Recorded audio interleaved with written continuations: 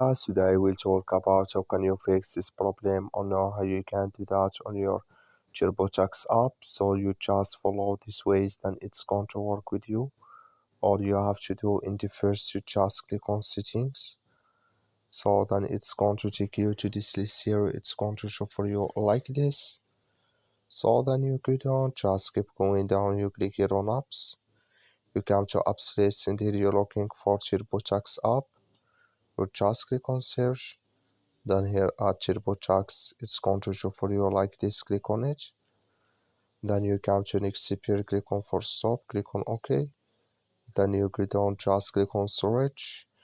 You come to storage list here, just click on clear cache. So then all you have to do, you just turn off your Wi-Fi and turn on it again, then it's going to work with you. That's all you have to do, that's all. Thank you for watching. Don't forget to support us by liking, subscribe.